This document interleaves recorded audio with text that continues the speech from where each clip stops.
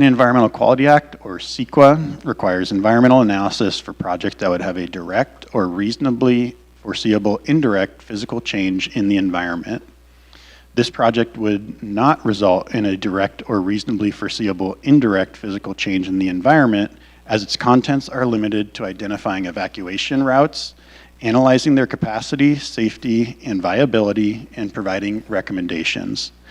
The recommendations and activities in the evacuation analysis are limited to specific signal timing plans, counterflow operations, and alternative evacuation routes, none of which involve physical improvements. Therefore, the project is exempt from the application of CEQA pursuant to the following regulations.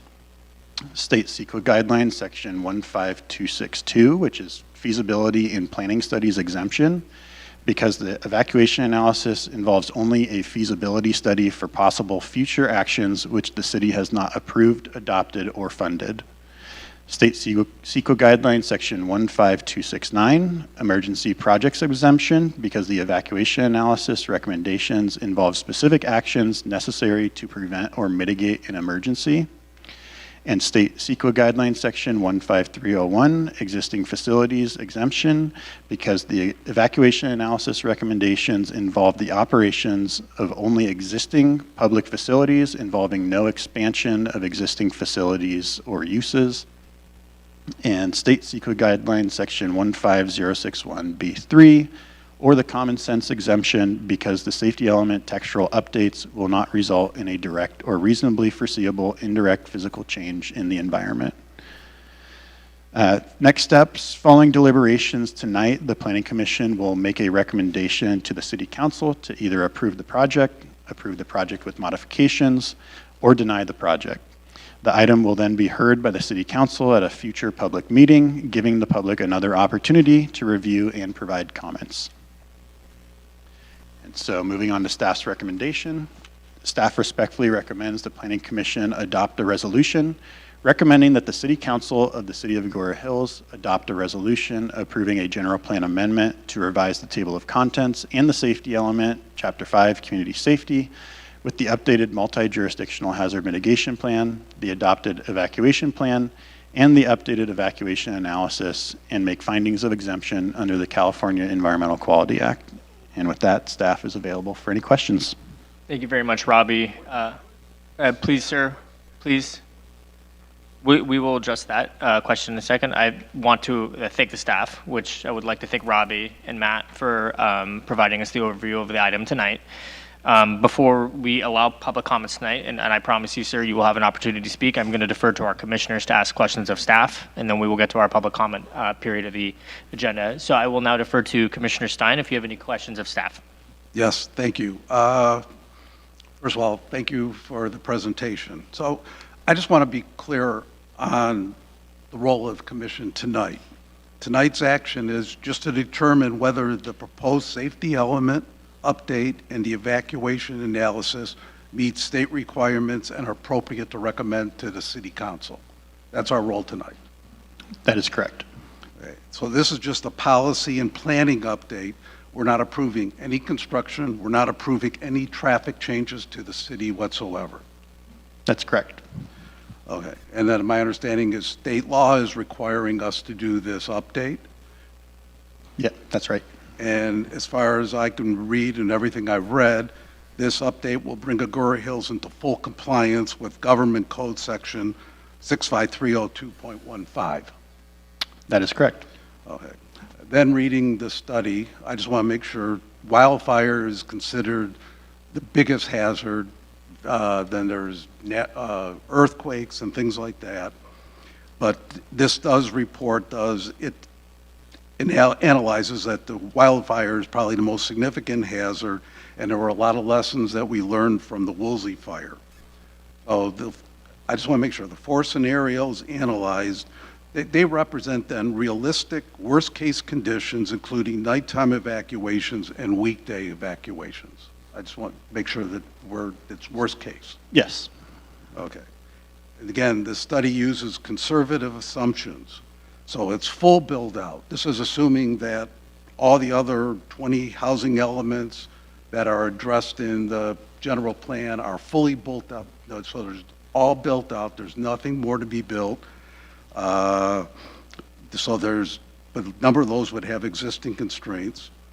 We're taking into consideration high vehicle ownership, hotel occupancy, background traffic, and evacuation traffic from surrounding areas. I just want to make sure that that's all covered in this analysis.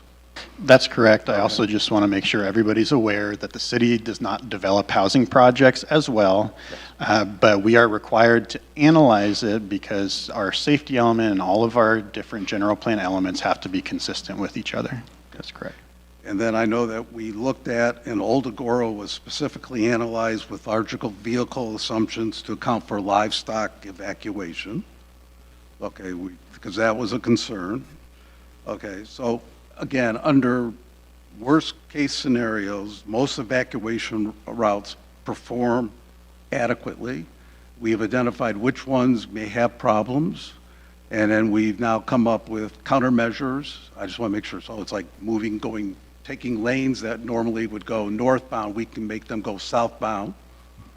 I just want to make sure That's correct. that's And it makes recommendations to be implemented or potentially implemented by the incident command, which would be the fire department or the sheriff. And I just want to make clear that those are the agencies that ultimately make that decision, because it's not up to the city, it's up to incident command whether the counterflow measures actually get implemented based on the situation of the emergency, and they make that decision in real time. All right. So any of these deficiencies, the study does not ignore them. It just highlights them so that the fire department, Los Angeles Sheriff Department, the city can be addressed them through more appropriate planning and operation. I just want to make sure that's correct. Correct. Okay. So again, I want to make sure all evacuation routes were found to be both safe and viable under state guidelines. So part of it is because if this is a fire, the roads aren't going to wash away. There's no earthquake where they could be broken up. So our roads, because of how they're constructed, pretty well are not going to be damaged doing this. That's going to prevent people from leaving their homes. That is correct. Okay. So we talked about the counterflow lanes. I understand how that works. Early notifications. I mean, I know that we asked that last time. So how does a city going to work with people who make sure that they're notified? Hey, maybe you ought to think about evacuating earlier than later. How will that work? That's one of the roles of the city's emergency operation centers. Is we as soon as an evacuation or an emergency is declared, city staff is on site at the discretion of the city manager for 24/7, 24 hours a day. And one of our primary roles is communicating with the public. And so that is one of the things that we implement as part of our existing evacuation plan and part of the larger evacuation plan for LA County. Okay, so the document acknowledges that the evacuation decisions and traffic control are under incident command, not the city, so that we're not making the decision what roads are being opened, maybe where the detours are going. That is definitely either the sheriff department or the fire department. That's correct. Okay, and so all our role is communication support, which is then would be appropriate. Okay. I was very pleased to read the letter from the California Board of Forestry and Fire Protection that found this very strong safety element updates, and that they meet all statutory requirements. That's what and then I just want to make sure that you're asking that this is CEQA exempt because it just involves planning, analysis, and emergency preparedness. There's no physical changes being done. That's why it's exempt. That's correct. Okay. And then another thing, can you confirm, because I did review and looked at over 1,100 pages, and it looked like it was insurmountable.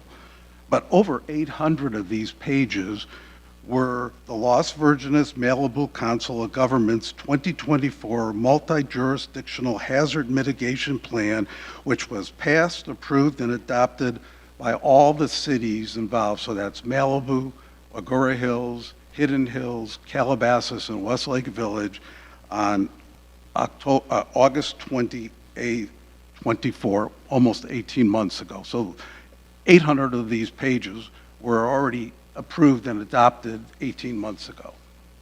That's correct. Okay.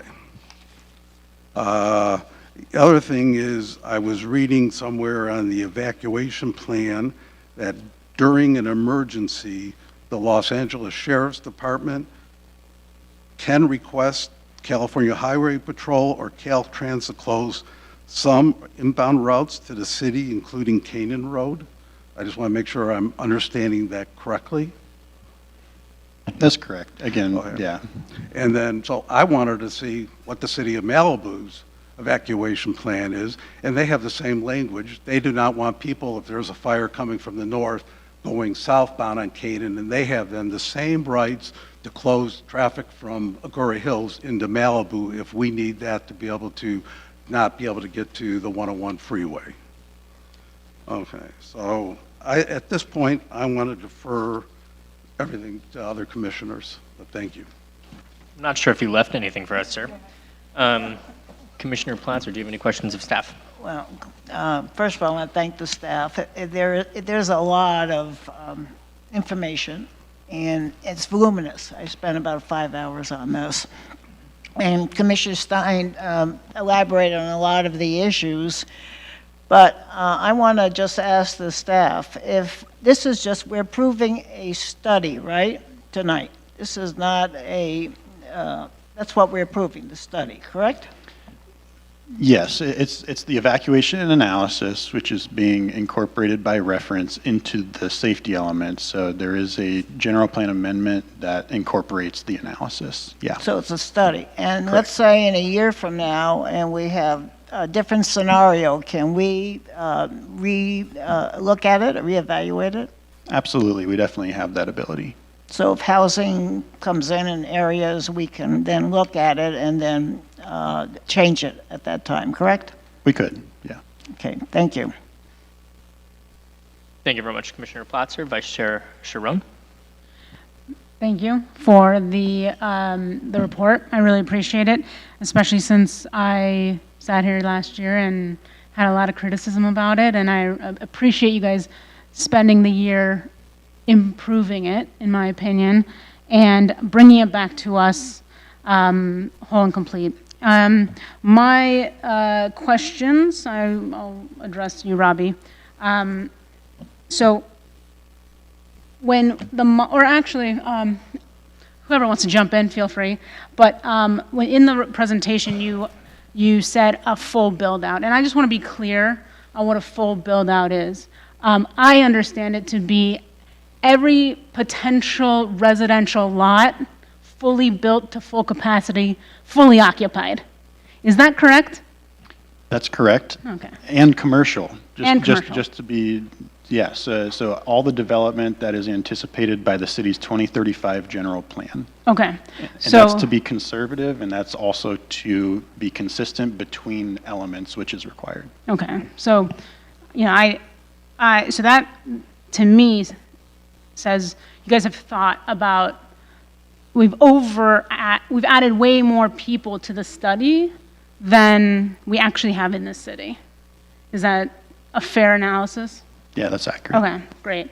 And then I also see that you guys assumed 100% occupancy in every hotel in the city.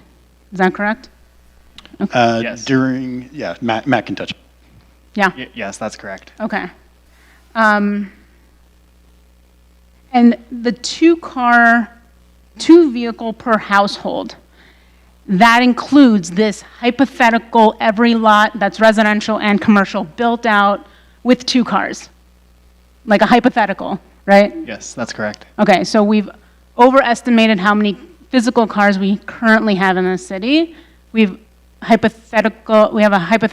built out the scenarios to include hypothetical properties that don't exist yet or may never exist, and then fully occupied, correct? Yes, correct. Okay. So when you say you're really conservative on the numbers, I really appreciate that, because that just in my mind makes me feel like these numbers are not necessarily current numbers that we would, if anything were to happen right now, we wouldn't necessarily be dealing with these realistic numbers that, like you've played out in the scenario, correct? Correct. Okay, great. Okay, let me just get my notes. And then 100% in the nighttime scenario, 100% of all residents are in their homes in the scenarios. Yes, that's correct. Okay. And in the scenarios, you're also claiming in that 100% of Oak Park is going to evacuate through Agoura, which we know that people will choose alternate routes depending on where their starting points are. The majority of Oak Park is analyzed to evacuate through Agoura. Okay. The majority. Okay. More than did evacuate through Agoura in the Woolsey fire, and more than is assumed would, in most cases, evacuate through Agoura. So it's a conservative assessment. Okay. Over 5,000 vehicles would be evacuating from Oak Park. In the scenarios. Understood. And then you actually mentioned this in the presentation, but I'm pulling it from the report, that you guys, in the daytime scenario, you guys assumed the number of people in the city based on real cell phone data. So to just assume the population of employees that work in the city, people who might travel in to drop their kids off from school that don't necessarily live in the city. But does that mean that if people are at their place of employment, but they got dropped off, they don't have a vehicle here, but they are counted in the study because their cell phone data was geotagged in the city at the time? Yep, that's correct. Okay. So when I hear that, I kind of think, okay, that's not going to impact the roads, but we've made the scenarios, because people use public transit to get to work all the time. People get dropped off and carpool and et cetera. So we've taken those people that don't have vehicles necessarily and put them in the study as vehicle owners or vehicle users during that scenario. That's correct. Yeah, the data actually does show whether people arrive in a vehicle or public transit, but to be conservative, it assumes that people would all evacuate in a vehicle. So it's perhaps overestimating the amount of vehicles that would evacuate. That's perfectly okay. Great. And then you also, I appreciate you guys having scenario 4 because I was the pusher of our children. You know, I have multiple children in LVUSD schools, and I know that if any incident were ever to occur, I would be traveling to the school immediately, whether they had their evacuation plan in order or not, just as a parent.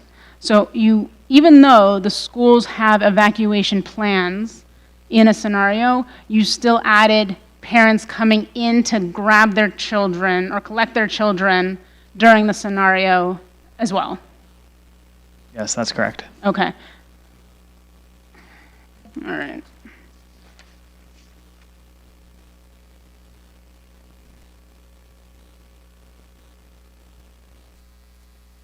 You answered that. Okay, so. Okay. Some of these questions that I had written down were already asked and answered, and so I don't want to waste anybody's time, so bear with me.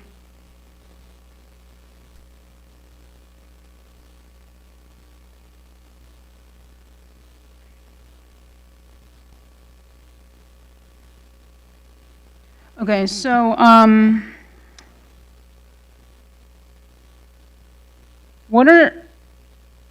some of the additional implementation measures that could reduce the volume of vehicles on the roadways include providing early notification through established communication systems.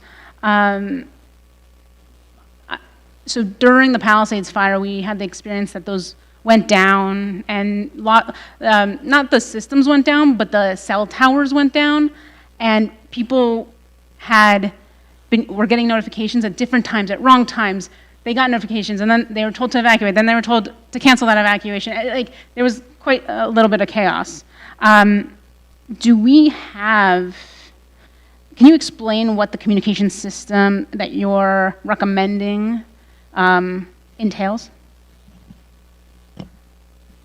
So just to be clear, this particular evacuation analysis focuses on the capacity analysis. So this particular analysis doesn't touch on the actual communication systems that the city uses. That's part of the existing evacuation plan. But to answer your question, I mean, that is generally one of the roles of the city's EOC, and we have several communication strategies that we have to communicate with residents that might receive information in different ways. So we're constantly receiving information based on past emergencies on how we can get that message out better.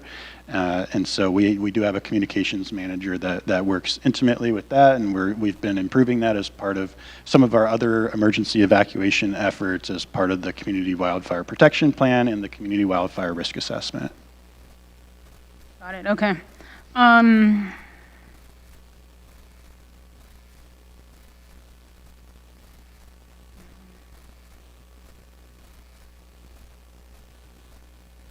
If we, well, okay, never mind.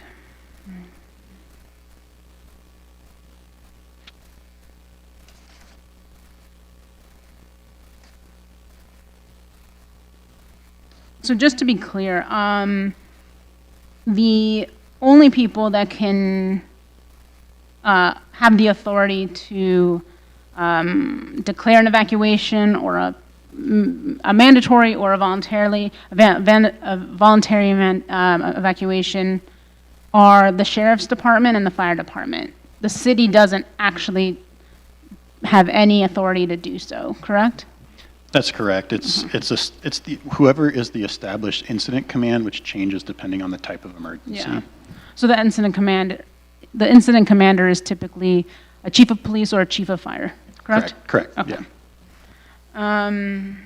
And they're also the ones that choose whether lanes are, roads are closed, and anything that is logistically speaking on the roads is their responsibility. Yep, that's correct. Okay.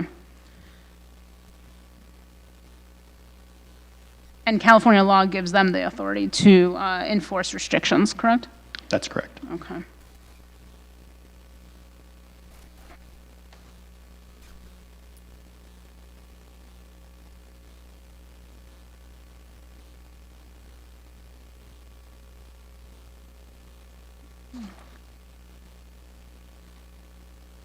All right. Those were my questions. Thank you for indulging me. Thank you very much, Vice Chair Sharon, and also thank you for the erasure, because I also asked a lot of questions about the schools. It's all good. I'll keep my questions for staff brief, but before I continue, Commissioner Stein or Commissioner Platzer, any other further questions? Yes, I just, we met a year ago. Now we're coming back. It's taken a year. My concern is if we do not approve this, and will the city not be in compliance of any state laws, and what kind of penalties can be imposed on the city by not approving the evacuation analysis? So at this point, I mean, we're required to update our safety element upon the adoption of the hazard mitigation plan. It says that we shall review and update as necessary upon the adoption. And so that's what we did. We began this review prior to the adoption. That being said, I mean, it's a state requirement, and we do want to comply in a timely fashion. And so that's what we're attempting to do. Thank you. Thank you very much, Commissioner Stein. I understand Vice Chair Sharon has another question. Yeah, sorry, I found some more notes. Sorry, bear with me. So I have two different questions. So I'm referring to figure 3 in the in your report that has the 9 sectors of the city. And I'm just wondering how we concluded Sector 6. So it runs from Old Agoura all the way to Forest Cove Lane. And to me, that seems like a very large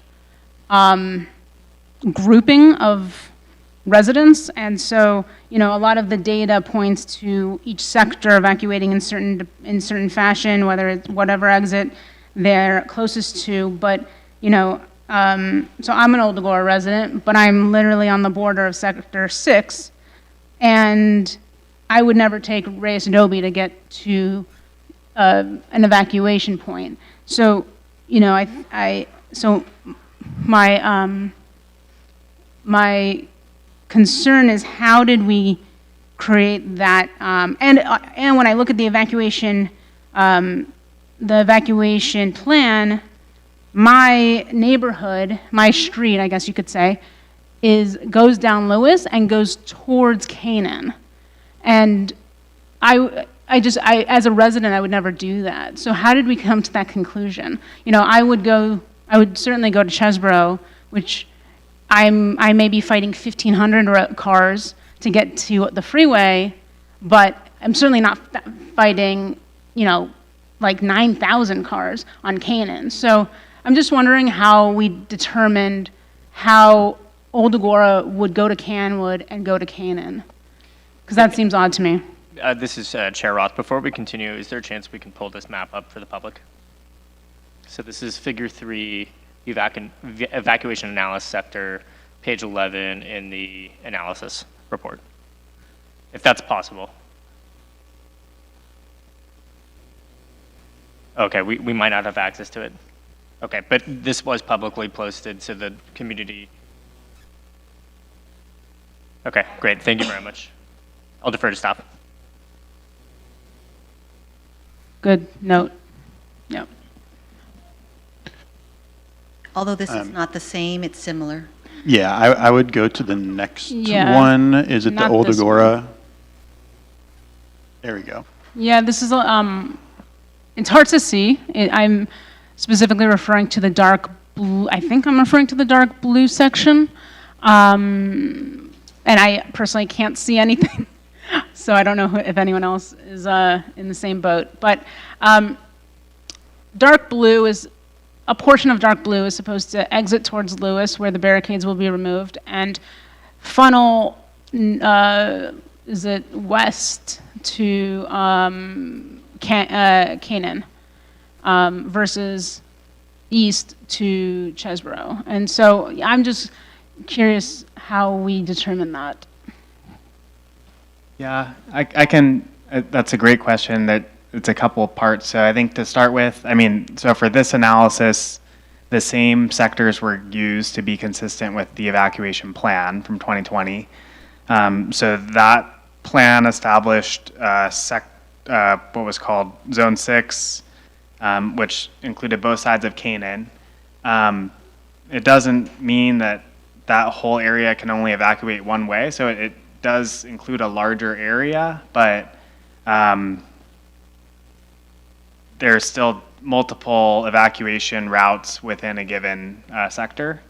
For the specific location, Lewis in Old Agoura, routing towards Canwood and then towards Canaan, when the plan was prepared, the Palo Camado interchange was different conditions compared to how it is today. We think that over time, it's now more people would be encouraged to use Palo Camado. It's been improved with the traffic signal.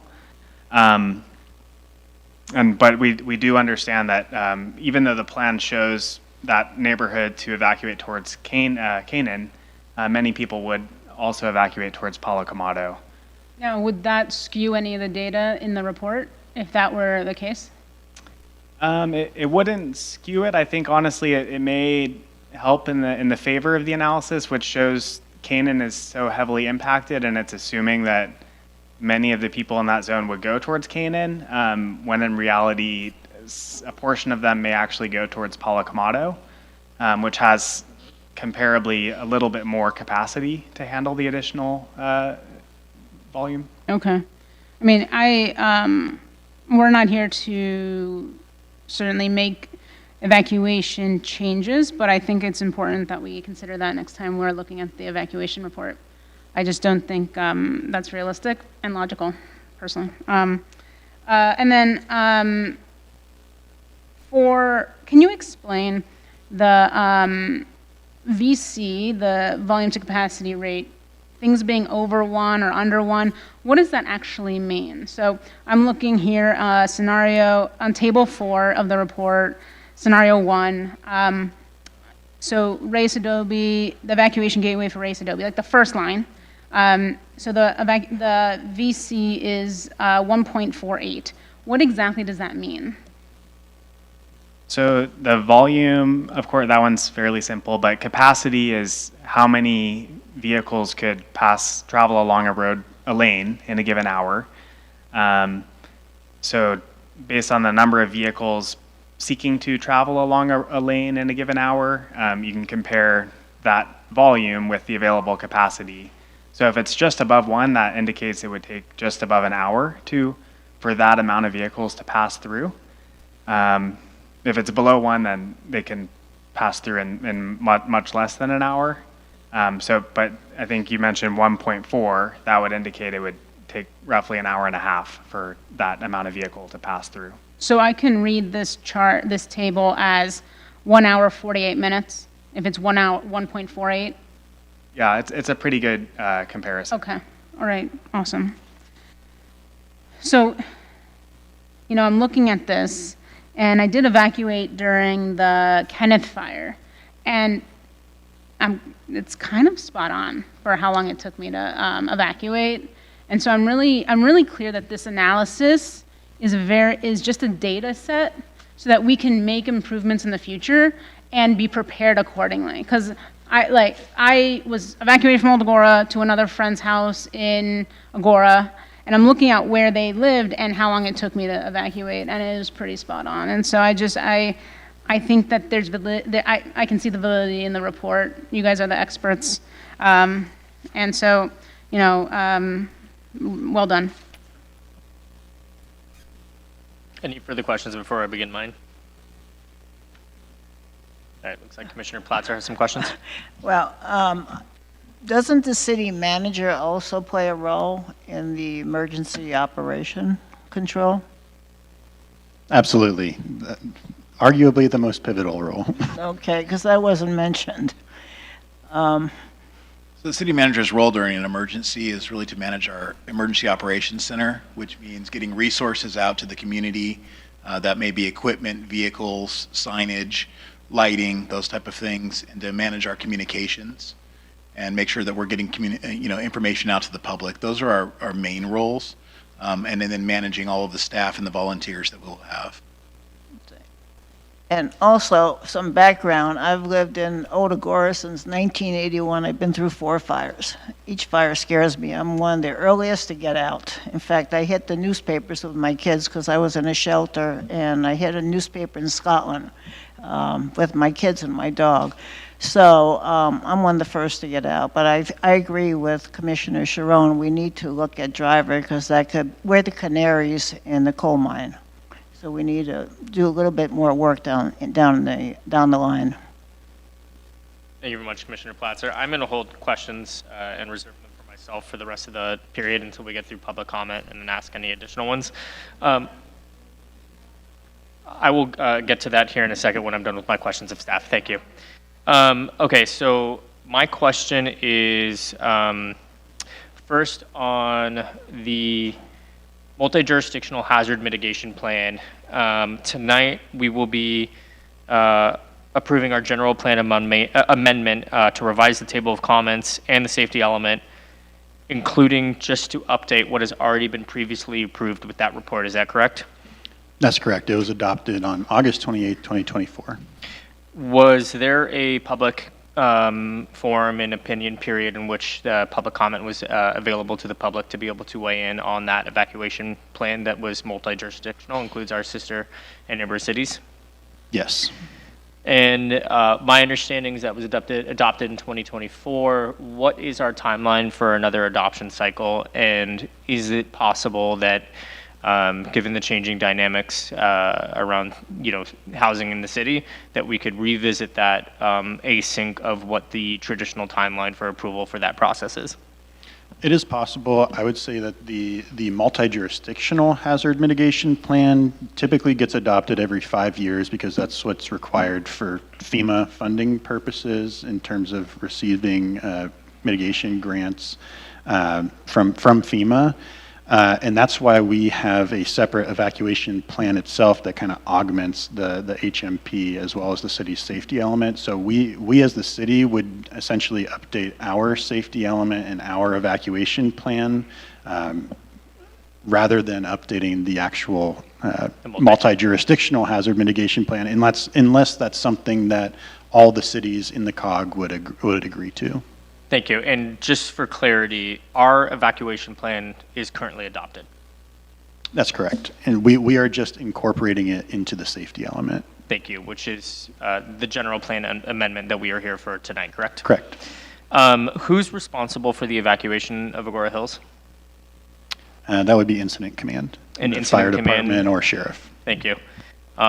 And it's safe to assume that the LA County Sheriff's Department, Lost Hill Station, and the LA County Fire Department are quite familiar with the city of Agoura Hills. Very.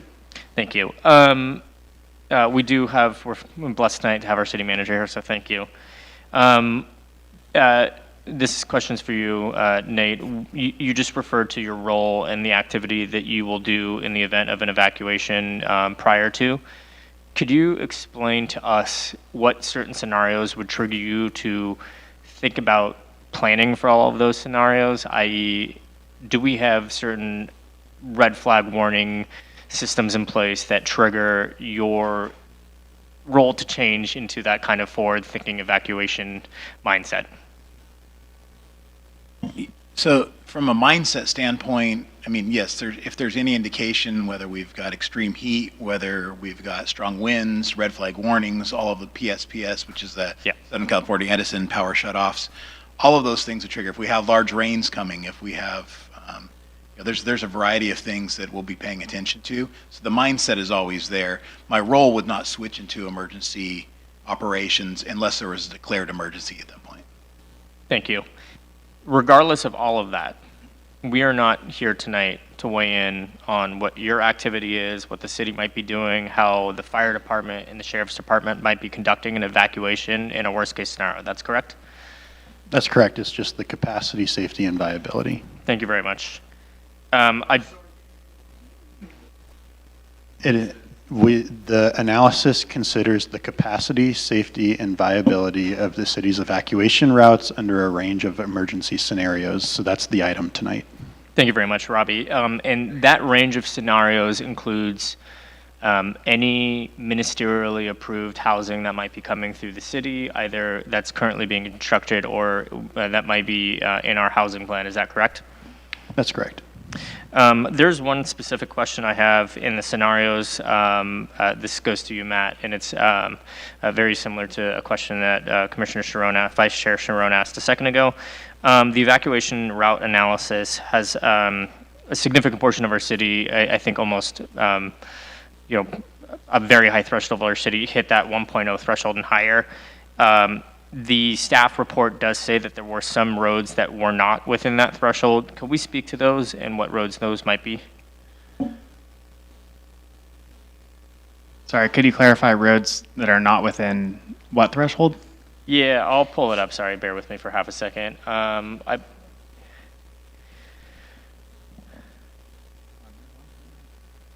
The percentage of households, sorry, this is on the staff report, even under the worst case conditions, the majority of evacuation routes in the city have a VC ratio of 1.0 or under 1.0. The roadway segments that are over, can you just discuss those very quickly? And the ones that are over mean that those would be the most impacted during an evacuation. That's correct? Yes. Okay. Yes. Okay. Could you describe those real quick? Yeah, there are 6 segments that would have a VC ratio over 1 in at least one scenario. It's 2 segments on Reyes Adobe, 1 one of which is at a, like 100-foot long segment just from the freeway ramp north to Canwood. And then the other one is from Canwood all the way up to Thousand Oaks. And those, they're just analyzed separately because there's a different number of lanes on each one. So that one is over for a couple scenarios, 1, 2, and 4. And then Canaan, there's 4 segments that there's a the VC ratio exceeds 1 for at least one scenario.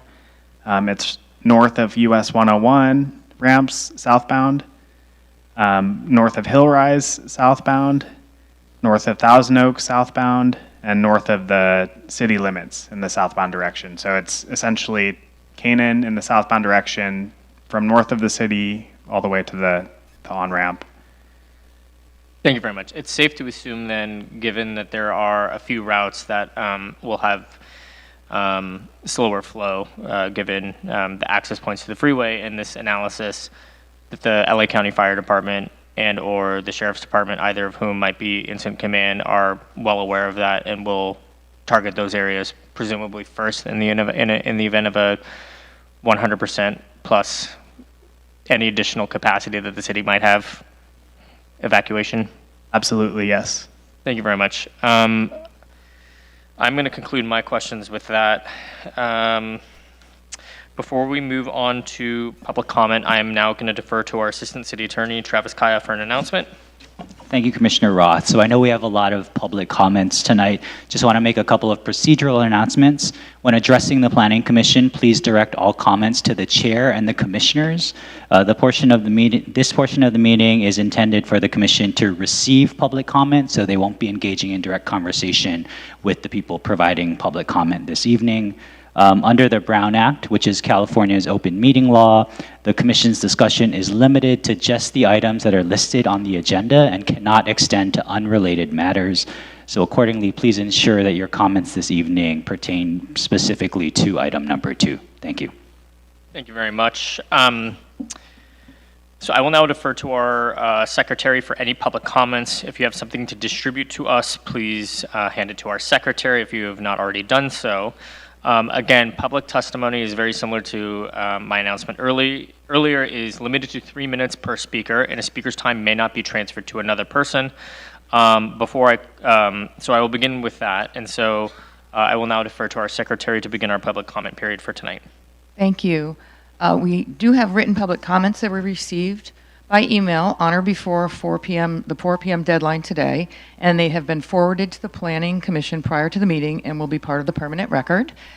And it is a lengthy list, so I would just like to thank everyone in advance for your patience with me while I go through this list, and the inevitability that I will mispronounce some names. I am apologizing in advance. The following are listed in the order received: Mary Wise Brock, Francis Ferraris, Frank Kaludi, Serena Noziel, Etan and Sephora Winstein, Carla Mangia, Greg Uman, Sandy Matthew, Armin Bisharian, Donald and Susan Hartman, Bobby and Mark Johnson Tanner, Rachel Spalding, Nancy Baldino, Gary and Pat McKenzie, Elena Basarbaski, Celeste Bosian, Hannah Chafin, Mike and Kristen George, Russell Lefferts, Lou Infuso, Elizabeth Arano, William Margolin, Louis Sedan, Lynn Zuckerman, Richard Hart, Wendy Hull, Rebecca Messina, Tim and Carol Heflin, Angela Chang, Mary Ann Rush, Sandy Matthew, Mark and Heidi Birnbaum, Jay Crutcher, Jess Thomas, representing Old Agoura homeowners, Rob N. Littman, Cass and Shabana Jarabahoy, Evie and Thomas Hopkins, Steve Rivetti, Nicole Radamus, Michael Niemet, Luann Malcolm, Kieran and Deborah Healy of Cornell, and Matthew R. Glynn of Cornell. From Los Angeles, Sabrina Bensukis, and Jason Sanders, both of Vensukas and Associates. From Malibu Lakeside, Mike Simmons and Sandy and Marcus Beck. From Oak Park, Dominique Simmons, Elisa and Amit Dembeski, and Michelle Santucci. From Thousand Oaks, Elise Lazar, representing Save Open Space. And then when no place of residence was listed for the following: Buffy Quinn, Roger Lee, Pat McGregor, Judy Stein, Anita and Mark Heber, Dawn Eason, Mike Hogan, Kira Kukowski, Melissa DeGraw, Wendy Semino, Nina Ram, Judith Stein Friedman, Jane Green Hand, Katie McKenzie, Joanne Ventresca, Jer Ray Mansfield, Sherwin L. Samuels, 2 submissions, Deborah Croft, 2 submissions, Alex Arbach, Joe Luthley, Victoria Barnett, Christina Lopez, Nancy Harrington, Bab Sirk, Christine Dale, Alan Razov, Oros Razov, and Ray Grulich. That concludes the written correspondence received prior to the meeting, and we can now move on to the live testimony. We do have multiple speaker cards, so I will start by just announce one and then the follow-up person for each group here. Is there a chance that we can do 3 names at a time so we can line folks up if possible? And then, does that work? Okay. Yeah, I'll announce 3 names in order, and then you'll come up in that order and have your 3 minutes. Thank you. Okay? So put your, let's be listening. And then I will also, before the first public comment speaks, I will have one more announcement. Would you like to make that announcement now, and I can call the first person up? Yeah, this just goes for the room. So when you come up to the podium up here, there won't be a green light. I think we're in the process of fixing that. But you, again, will have 3 minutes. When you begin to speak, there will be a yellow light that appears, which will indicate that you have 30 seconds left within your public comment. And then when the light turns red, your public comment time will be up. And then when you please come up, right now the mic is adjusted high. And so please pull that down so we can capture your information and hear your public comment accordingly. So thank you very much. I'll defer to our secretary. Thank you. Okay, our first 3 speakers will be Jay Crutcher, followed by Ginger Goldman and Jess Thomas. Thank you very much.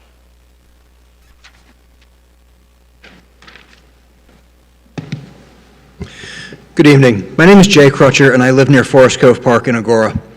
A statistician named George Box is credited with saying, "All models are wrong, some models are useful." And this evacuation analysis might fit into the useful category. When you peel apart the details, the city and consultant Kimley Horn have followed the letter of the legal requirements and probably even exceeded them. We live in a very high fire risk area, so it makes sense to exceed the minimum requirements that are a function of engineering processes. But unfortunately, most people aren't engineers. To borrow from Men in Black, people are dumb, panicky, dangerous animals, and you know it. The evacuation analysis shows how everyone might get out in 4 hours, with specific reference to the Woolsey fire and a lawful order issued at 7:09 p.m. Local news at 11:50 p.m. showed Canaan was a parking lot coming out of Oak Park almost 5 hours later, or more than 8 hours after the 3:30 p.m. voluntary orders were issued. The evacuation analysis mentioned kids in schools and suggests that they can be picked up in a tidy and orderly process, 2 per private vehicle. I understand that's how the algorithm processes people, but respectfully suggest that in a wildfire, we're not yet capable of behaving in a tidy and orderly process. So back to George Box. Is the evacuation analysis useful? And I think it can be. It points out the need to develop plans and then run actual drills. Drills that teach residents the efficient and effective behaviors that show city and county professionals what needs work. Drills that establish muscle memory so that when a very bad day happens, our entire community knows what to do. Does Fountainwood avoid left-hand turns and go north into Oak Park, or do they instinctively go south? Does all of Morrison Ranch pile onto Canaan, or do they displace to the west via Thousand Oaks Boulevard? Does anyone have a practical shovel-ready plan for counterflow? Topanga is running an evacuation drill this weekend. Beverly Hills has another scheduled for May 2nd. Evacuation drills are projects outside the scope of the Planning Commission. I understand that. They are fantastic projects for City Council staff, various local nonprofits. My final quote for the evening: you go to war with the army you have. Let's keep this conversation front of mind, thinking about how best to utilize the resources we do have to solve the challenges that we will face. I'm not concerned about new development that's going to add 400 cars. I'm desperately concerned about the existing 15,000 plus people trying to get out, but still not knowing how. Thank you. Thank you very much. Could we please get our next speaker? Hi, my name is Ginger Goldman. I have been a resident of Medea Valley in our current house for the last 31 years, and prior to that, for 7 years in Malibu, also off of Canaan. During that time, I have been through multiple evacuations, and all of them have been difficult. It seems extremely reckless and a reckless disregard for our safety to allow additional development for the roads that we have very limited options of getting out. From Medea Valley, Canaan is it. There's no other choice. So that's the only way we can leave with our for our safety and with our property and animals. And I know that the analysis that you did was, they were considering way more people than we actually have currently, but as someone who's actually had to evacuate under very strenuous circumstances, we didn't roll merrily along. It was very congested as it is. So I hope that whatever input that you have into this development, you will push for the safety of residents. That's really all that we're asking for. Thank you. Thank you very much. Can we please get our next speaker? All right, I'm going to give you a few seconds. Jess Thomas? I believe it was Jess Thomas. Je- Great, okay. We will reserve some time at the end for Jess Thomas, but I apologize. While Jess is coming up, can we announce the next 3 speakers? The next 3 would be Nick Cobb, Casey Powers, and Eddie Klein. I apologize. I'm working on about 25% of comprehension tonight because of a failed hearing aid. I sent in my comment fairly clearly written. Do all of you have it? If you have any questions about it, I won't burden you with rereading the whole thing unless you have a question. Thank you. Yeah, thank you very much. We won't engage in any questions. I'm sorry? With public comments, but you may read your comment if you'd like. Okay, thank you. All right. Old Agoura homeowners request that this vote and decision be postponed to allow for more time for the public to understand the purpose and impact of the creation of the multi-jurisdictional hazard mitigation plan and the complexities of the adopted new updated evacuation analysis. The Council of Governments alignment needs to be more clearly explained in this. The reason for this request is that the city website was down for a period just prior to this hearing, and that deprived the public from the opportunity to study and absorb the staff report which describes this GPA amendment proposal. A prime example of the impact of this study deprivation is the evacuation routing map on page 13 of the Kimley Horn evacuation analysis dated December 25 and posted in the staff report for this hearing. That routing shows a large portion of the northwestern Old Agoura evacuation to turn east onto Balkans instead of continuing to proceed directly south on the county portion of Chesbro Road to driver and the freeway, which is listed as being Palo Comado. Now, no one in Old Agoura knows that the portion of road that crosses the freeway to Agoura Road is officially named Palo Comado, unless they're familiar with reading the street signs, which most people are not. This could be particularly confusing to newer residents trying to study this map. It should be noted that Balkans and many of the roads in the evacuation map are privately owned and are maintained by the owners of the property they front. The city even refuses to haul off the flooding residue that the city stockpile with their own equipment on Balkans Drive. Thank you. Thank you very much for your public comment. Just Any for a question? reminder, when the light on the podium goes yellow, that means there's 30 seconds left. Any we're gonna move on questions? to the next speaker. Thank you very Okay. much. And could we bring up our next speaker? It's Nick Taub, Casey Powers, and Eddie Klein. Thank you very much.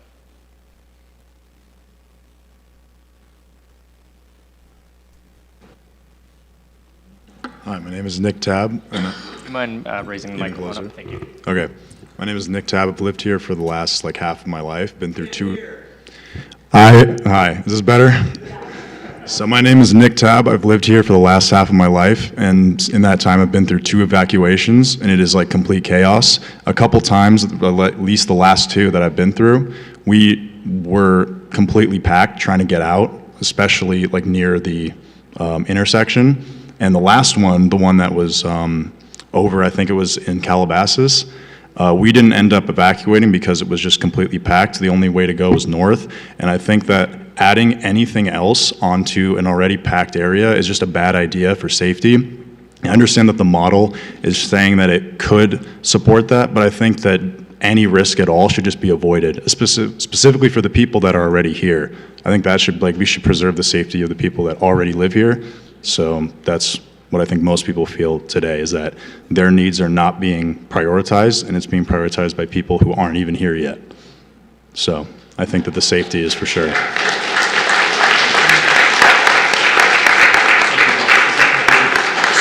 Sorry, I can't hear you. Does that conclude your public comment? Sorry, what'd you say? Does that conclude your public comment? Yeah, I believe so. Thank you. This next speaker may come up then.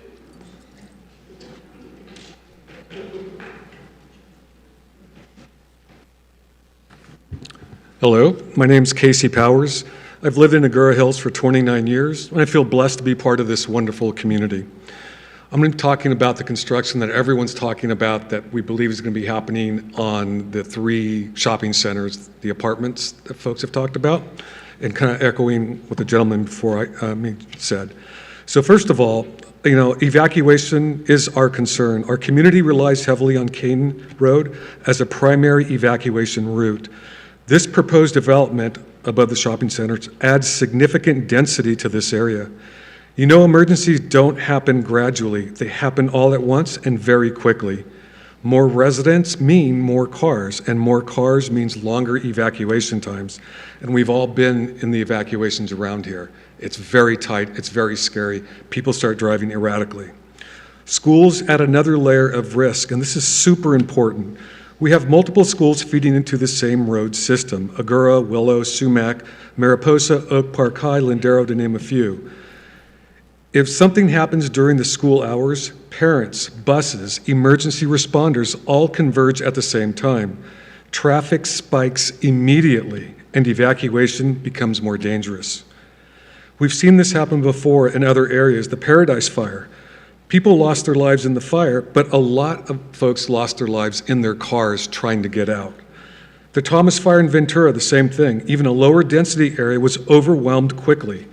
My in-laws had a home in that fire, and I went out there during that time. Just like it is here, it's total chaos. Even our best plans that we have, when we're in that situation, it's scary. People want to leave, and plans often fail, so we have to make sure we have the capacity to handle that. We were all evacuated for the Woolsey fire, and we all remember that. Canaan Road and the surrounding streets were quickly overwhelmed, with vehicles driving up on the medians to get out, which is very dangerous. We've already seen this happen multiple times. The reality, we've had multiple evacuation events over the last 30 years. Road capacity is limited, roads don't expand during emergencies, and while we're trying to get out, first responders are trying to get in. In these cases, minutes matter. So let me be clear, we do not support adding 500 plus new apartments above the proposed location on Canaan. It will simply overwhelm the evacuation routes already in place. Evacuation models show the same thing. Once you overload a limited system road, delays don't increase a little, they spike. And that's where risk becomes real. That means What might take minutes today can turn into gridlock. In closing, we're not asking to stop growth. We're asking to plan responsibly, because every major event we hear has this same word. And please, everybody here remember this: regret. Thank you very much for your public comment. That was 3 minutes. Appreciate it. Please get a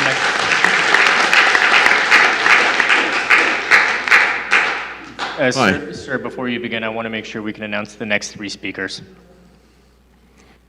The next 3 speakers will be Glenn Crawford. It looks like maybe Cameron Hurd and Bruce Bunch. Thank you very much. And I'm going to wait for our secretary to confirm. All right, you may begin. Your 3 minutes begins now. Okay. My name is Eddie Klein. I live in Agoura. I've been here, I think, for 35 years. The Woolsey fire and the evacuation was one of the scariest things I've ever had to undergo in my life. We were stuck. We couldn't move. We couldn't go down Canaan. And I heard from, I believe it was Matt, who said that there are like 4 or 5 problem areas on Canaan. We're going to be expanding Canaan Road when it is a county road. You cannot add lanes to a county road. So what are the mitigation plans? And I understand if this is just a piece or a pre-document that needs to be submitted because of legal requirements, but it does not address our city's needs in any way. By the way, I did read the evacuation document, and for Area 8, it is expected that everybody is heading toward the Chesborough entrance. The fact is, I think most people, including the new people, will be heading to Canaan, not Chesborough. So there are areas that have not been addressed, and I'm expecting that because it says update as necessary, that a new report will. Thank you very much for your public comment.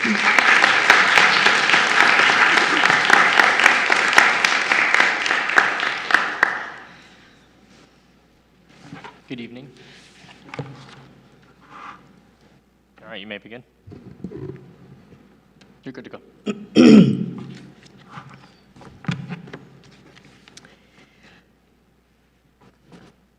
You were appointed to serve as responsible stewards and custodians to maintain the quality of life here in Agoura Hills.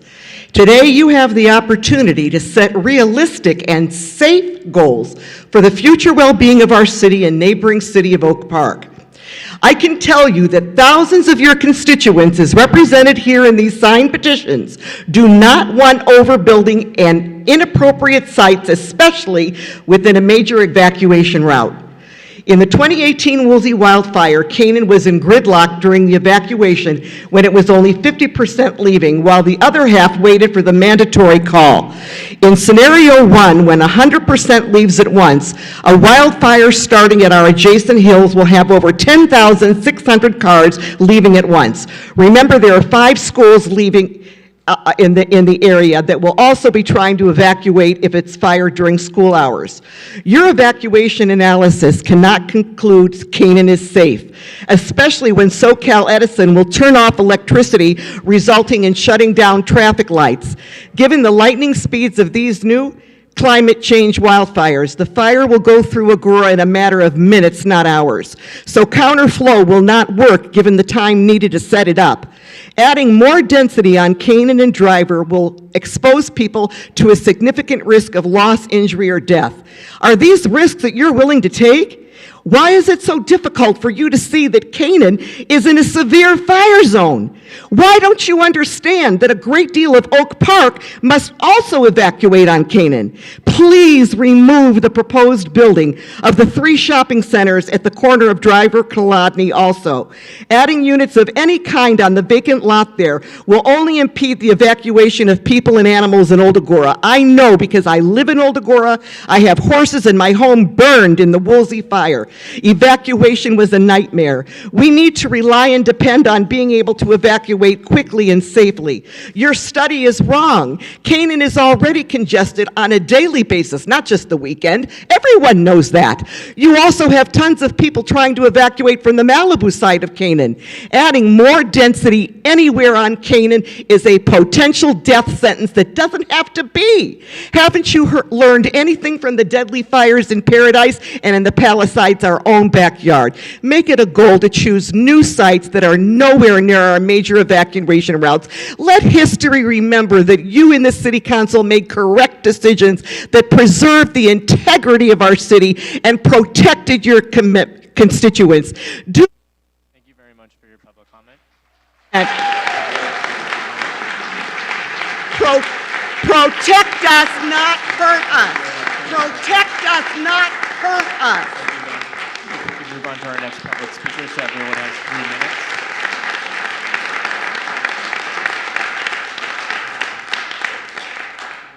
Thank you very much.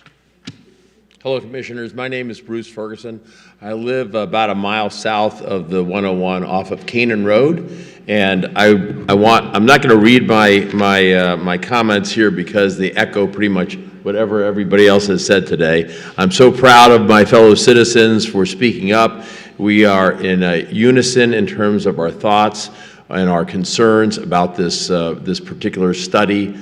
Quite frankly, it stretches credulity to think that this could work in any kind of an event, some kind of fire event. It just will never work. We are all at risk. Our families are at risk. Our children are at risk, and we need to have a different plan, a different approach to what's going on in our city. It's funny today. People drive by the new parking lot at the Regency Center. They call it the Agoura prison these days because that's how it looks. There's a reason we live here and we don't live in Encino. We want to live in Agoura Hills. So please keep our city the way it is. You're here to represent us, the people of this fine city, not the people of Sacramento. So please do so. Thank you. Thank you very much.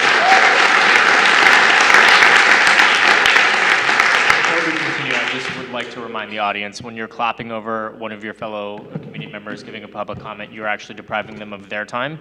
So let's please refrain from the applause until after, and please refrain from commenting while they're speaking, please. Thank you very much, and I appreciate the enthusiasm, I truly do. But please, you're eating into their time. Go ahead, sir. Thank you, Commission members. My name is Steve Lloyd. I'm the president of the Medea Valley Estates Homeowners Association. You've already heard from many of our members here tonight. I'm fully in agreement with everything I have heard so far. There's one thing I think maybe I can add. I spent a great deal of time reviewing your original evacuation plan, and I don't think very many people have actually read it cover to cover as I did. It badly mischaracterized northbound traffic flow on Canaan approaching Agoura Road. It vastly underestimated the normal volume that occurs there, and the assumptions about how much traffic that intersection can handle were greatly overestimated. That's without an additional, whatever the number is, 2,000 units on that corner or near it. It doesn't make any sense. I heard that there was a revision of that plan that we were going to see, and what I've seen so far doesn't address this problem either. You're not looking accurately at the way traffic flows northbound on Canaan. That's all I had to add. Thank you.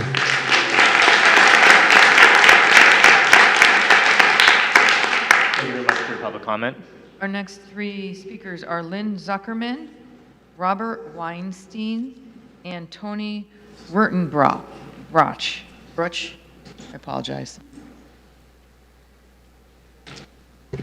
Thank you, and thank you all for your time on this project. I'm a resident of Agoura Hills since 1980. I have been through probably 4 or 5 evacuations, so I'm not going to echo what everybody else has said, but I agree with what everybody else has said. I read your plan. I read over 100 pages of that plan. It did not accurately account for the reality of what our city is experiencing. The vehicle estimations were so far off, all I had to do was look on my own street. I would say 90% of the homes have 4 to 5 cars on my little street. So I think these estimates make no sense at all. I really would appreciate you to evaluate reality. People will die, and they will not be able to get out of this city. I've watched those fires. I was here before Canaan Road went through, before Agoura Road went through, and when you have all of these people converging in a small area that you're adding hundreds of cars to, it makes no sense. And as has been said, our safety matters. We've lived here for years, we've supported this community, and we deserve to feel safe in our homes and in the place that we live. Thank you.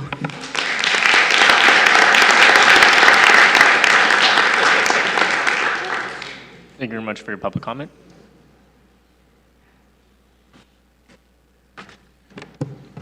Thank you for the opportunity to speak.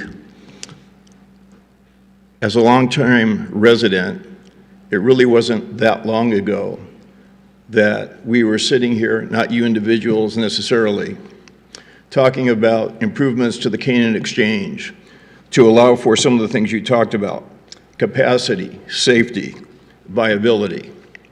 And we were told at that time, trust us, the design is viable. You're not going to see the tie-ups we did before. Well, the reality we can see for ourselves, unless you want to use the song line, you can't trust your lying eyes. So the net effect is we're being asked to accept the viability of this study. And when you look at the numbers, just take into account the fact that Canaan, heading south, you have those plastic cones that are constantly being replaced as cars cut in and out of each other trying to get on the freeway. And all goes down to a single lane trying to go on to the exchange. The bottom line is, unless the arteries could be expanded, think of a patient who has a heart attack and has to have a stent added so that the traffic flow can be increased. I can't see how your numbers make any sense at all. Thank you. Thank you very much.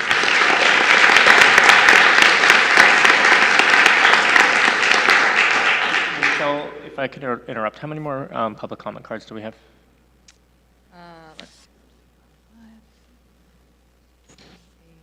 We have about 9. Perfect. 9 more speakers. Great. We can get our next speaker, please. We've got Tony Wurtenbrunch. Tony? Okay, we'll reserve his for the end, but we can move on to the next 3. Okay, the next 3 would be Sandra Matthew, David Tersch, and Marianne Rush. Thank you very much. Hi, my name is Sandra Matthew. I've lived in Agoura Hills. Well, actually, I lived in Oak Park from 1979. My husband and I have a business in Oak Park, and we've raised our kids here. We love it. We've been on Canaan Road, as I know all of you have, and I find it hard to believe that the 13 of you don't agree with what we're all saying. You've been on Oak Park, you've been on Canaan Road, and you know how crowded it is when there's not a fire. Sometimes I can't get through just doing my errands. Your analysis is beautiful, but it doesn't make any sense. I know a lot of people have already said that, but I want to go on record agreeing with everybody. As anybody who's driven on Canaan knows, I assume you all have, somebody said today that the public meeting was advertised on your website. I want to say that none of my friends know about any of this. Whenever I tell them what's going on, they say, oh, yeah, we know, we saw the Regency Theater, it looks terrible. And I said, no, there's a new one that they're planning on the corner of Agoura Road in Canaan. People don't know about it, and I don't think that there's been a lot of transparency. I'd like somehow to let people know what's going on, and I'm sure you'd get a lot more people than you have today, because nobody likes it, but people don't understand. They really don't know. Bruce Stein said that the roads won't be damaged. How do you know? I mean, there could be an earthquake, the roads could be damaged. And somebody was talking about the cell phone towers going down in the Malibu fire. That could happen too. I mean, things happen. Anyway, I just want to go on record telling you that I would really appreciate you fighting this for us, you represent us, and please help us. It's really important. And you don't want to be responsible for people dying. I've a friend who died in the Woolsey fire in their car in Malibu. You don't want to be responsible for that. Fight for us.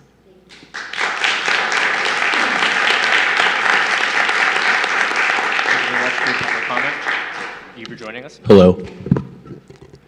Hello. Thank you very much for letting me speak today. I would like to say that this Planning Commission meeting where we're discussing an evacuation route study would have been wonderful had it had been 10 years ago. We don't need another evacuation route study. We've lived through 2 major disaster scenarios, so we don't really need anything like that right now. We all remember the terrifying night of the Woolsey fire. Canaan was gridlocked, the flames were quickly coming over the hill, and everyone was panicking that the fire would overtake us like it did to families trying to escape the Paradise Fire. During the more recent Kenneth fire, when evacuations were not even mandatory, I tried to escape on Laro, and the roads were completely blocked. It took me over an hour to get to the 101 freeway from my house in Morrison Ranch. These scenarios alone should be reason enough to not intentionally add more housing along Canaan. Honestly, the conversation should end right there. The city should be actively working to alleviate the fear, the panic, and the legitimate danger we've all experienced during these recent fires, rather than having conversations about exacerbating the danger by adding high-density housing on Canaan. If you allow more housing like this, you're going to have families like mine during the fire be blocked in and have to stay in our house and hope that our hoses are powerful enough to protect our houses and protect our families. I do want to discuss having the shopping centers on Canaan zoned for apartment buildings. Basically plead with you to take these locations off for it. We've been told that these sites were zoned for apartments, but it would never happen. But look how quickly a developer jumped into building a 4-story apartment building where the Regency Theater was. Let's face it, all it'll take is out-of-town contractor looking for tax breaks and huge profits to come in and present a lucrative offer to them. So we've loved living in Morrison Ranch and plan to stay forever. We have neighbors who are original owners and have raised their kids and grandkids in this amazing community. It's absolutely disappointing to all of us that we're now actively having to consider relocating because of this serious threat to our safety and security.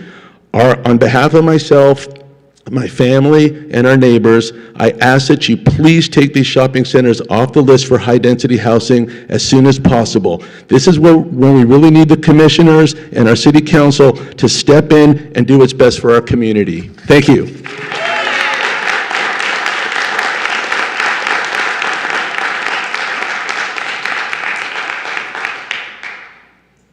Thank you very much for joining us.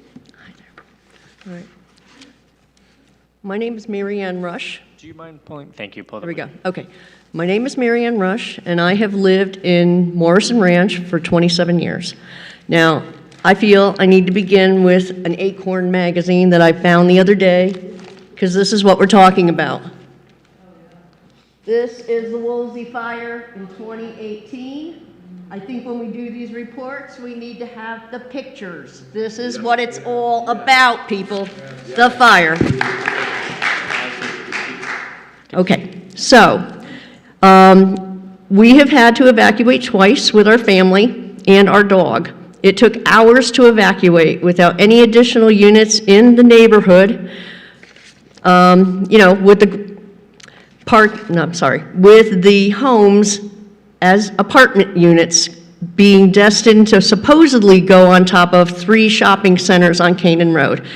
The project says 564 new apartments in the neighborhood. That would be an additional 564 cars times 2, which is 1,128 more cars in addition to what we're dealing with right now. Remove the upzoning from our Canaan Road shopping centers. Okay, our neighborhood is already overwhelmed. And as you come down Canaan Road, you get to Thousand Oaks Avenue, the horse trailers are going to be coming out from Old Agoura, because not everybody can go the other way. They have to come this way by Agoura High School. Use all the empty office buildings that you have to spread out affordable housing. Go down to Colorful Gardens Nursery and use the lot next door to that and build against the freeway. And then those folks can go out Chesebro, not Canaan Road. An evacuation is scary and nerve-wracking. You have to pack your house, your bags, your medicines, your family, your animals. You have to figure out where you're going to go and where you're going to be safe and where you're going to sleep that night. You got to run and find a place. When we left during the last evacuation, you couldn't find a hotel anywhere in the area. You had to go all the way to Camarillo. You're in a panic. You got to have the police department and the fire department helping you to come down the streets. Otherwise, people are in their cars and they're going to be in danger. We had people having car accidents in Morrison Ranch trying to get on Fountainwood to get to Canaan Road. So people are in a panic, and that's what you're dealing with.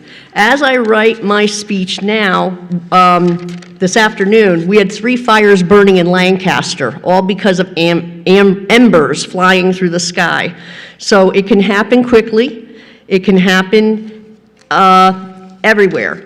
And so I know we have other neighbors coming in from Malibu Lake. This is Malibu Lake fundraiser, you know, when all the people lost their houses in Woolsey. Thank you very much for your public comment. I appreciate it.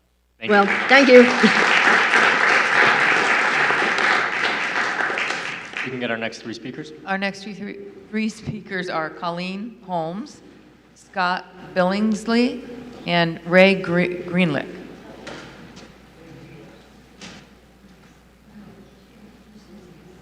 Colleen? Yeah. Oh, gotcha. Okay. Thank you very much. Your time begins now. Okay, thank you very much. My name is Colleen Holmes. I am the chair of the Cornell Preservation Organization. I'm also the president of Wagon Road Ranchos off Cornell Road. And I agree with everything that everyone's saying tonight. And I'm going to add just a little different perspective. For 20 years, we fought to not allow Triangle Ranch to happen. In reality, it's now owned by the Santa Monica Mountains Conservancy. It got put to rest. We called it the sleeping giant because it would have put a lot of impact of cars on Canaan. So thankful that got closed down. And now we have the beautiful gateway to the Santa Monica Mountains.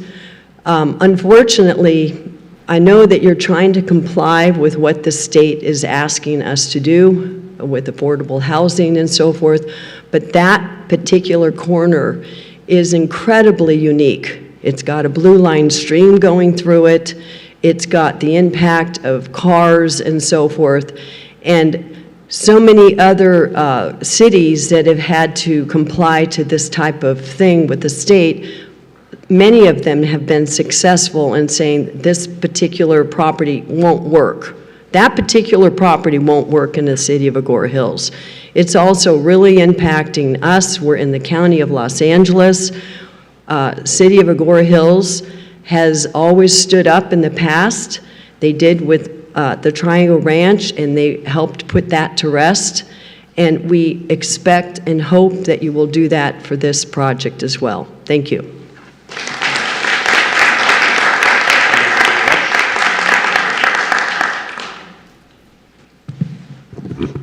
Thank you. Hi. I'm Scott Billingsley. I'm the Vice President of the Malibu Lakeside Community Association. We are in Malibu Lake. We're part of the Fire Safe Council there. We've actually created a fire-wise community, been certified that way, gained over $100,000 to mitigate the fire impacts in our community. That's not relevant here, but we are very concerned. We lost over 65 houses in the Woolsey fire, including mine, and we were very lucky with that in reality because the winds died down before it came to our community. And there could easily have been people killed there. And looking at this plan now for the way that we are expected to get out, to me, I haven't had enough time to really look at it closely. I didn't really know about it in time, but it doesn't show any consideration that I can see beyond the outline or the boundaries of Agoura Hills. In particular, as everyone's been talking about, the intersection when you're coming up Canaan toward the 101. We've been concerned about that for years and years now, and there's no addressing that. The last traffic study I saw, and I'm not sure what Matt's current traffic study actually resolves, but the last one that I saw didn't actually, when I asked the engineers at a public meeting what the study actually was examining, it was not examining traffic going north-south on Canaan. It was examining crosswise on Agoura. I don't know what this one is, but if it's the same traffic study, we're in deep trouble, because that has no relationship to the reality of, as everyone here has been telling you, the congestion is absolutely horrendous for us already, and we're looking at really potential tragedy. And particularly when I don't know if Commissioner Stein, when you asked about the Malibu cutting off traffic into the refugee traffic, or that was a possibility going north, that you might close off access to the city going north too. But I'm not sure if that's what you meant, but certainly that's an ominous thing. We're nowhere right now. For your public comment, appreciate you being with Thank you.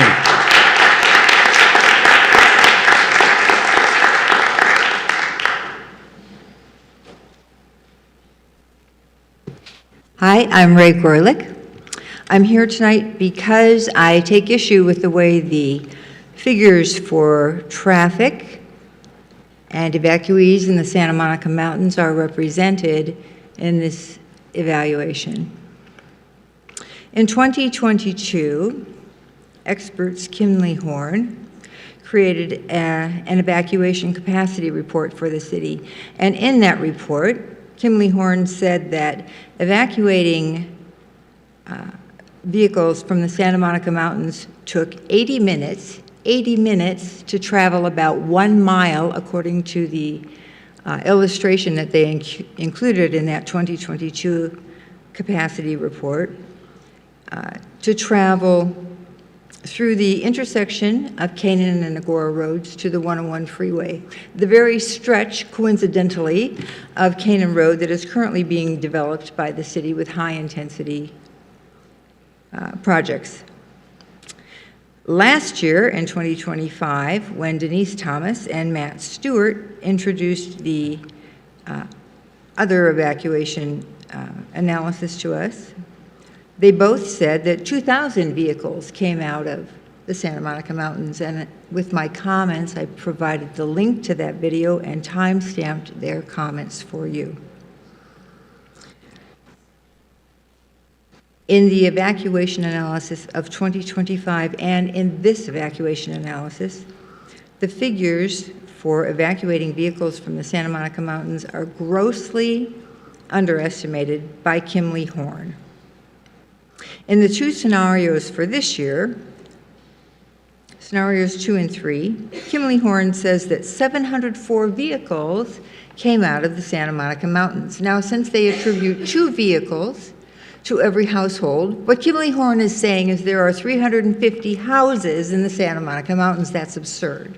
There are 900 homes within the 3 miles south of the intersection of Canaan and Agoura roads between Canaan Road and Cornell Road. So there's 1,800 homes right there. And with the 2.5 PCE, because there's more livestock in the Santa Monica Mountains than there is even in Old Agoura, respectfully, that gives you way more than the 2,000 vehicles that Matt Stewart and Denise Thomas were talking about last year. That's only one example in this analysis, and time doesn't allow me to give you all the rest of them, but they're in my comments on Table 4 on page 53, on Table 2 on page 13, and there are just many more examples of how Kimley Horn completely negates the existence of traffic in the Santa Monica Mountains. That means Thank you very much for your public comment. in the Santa Monica Mountains. Thank you very much. We have a few more public speakers tonight. We have two more public speakers. We have Hillary Waldinger and Russell Lefferts. Great, and I believe there were two earlier that might have been skipped for not being present, so I'm not sure if they were able to come back. Jess came up, Jess Thomas. And then there's one more We did still have Tony. I don't know if Tony. Did Tony return? Right, okay, so after these two public comments, we're going to take a short break. There are restrooms out in the foyer, and then we'll reconvene. So if we can get our last two public commenters, and then we will resume. Hi, my name is Hillary Waldinger. I've been a Morrison Ranch resident for 34 years, and I would like to respectfully urge the Planning Commission to report to the City Council that this evacuation analysis is not acceptable, and that, and furthermore, that the Canaan Road will be overwhelmed with traffic in a mandatory evacuation scenario if the 564 apartments along Canaan Road are allowed to be built. As everyone has already said, you know, we are at risk of loss, injury, or death already, and we really can't risk this. Also, I would like to point out that while the development is zoned for 564 apartments, the state does allow easements for developers if they make 100% affordable units, or if they put in 5% low income, and though the easement could go up to 50% more units. So we're not just talking. Theoretically, we could be talking not just 564 more units, but way more. And that means way more vehicles on the road. And I think that's a danger that really the city would not want to be responsible for placing on our current residents. Thank you very much.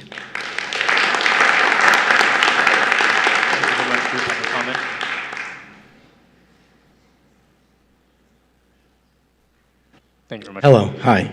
Russell Efforts. Thank you for giving me an opportunity to speak. I decided to speak kind of towards the end of this because unlike most of the people here, I have not lived here my whole life. I actually was evacuated from the Woolsey fires living just on the other side of Bell Canyon, watching them and watching the fires in the middle of the night coming over the hillside in West Hills, Canoga Park. And I evacuated, me and my family, I have a family of 4 who live here in Agoura Hills. We evacuated towards the very end when the fire trucks and the police came into our neighborhood and said we had to evacuate.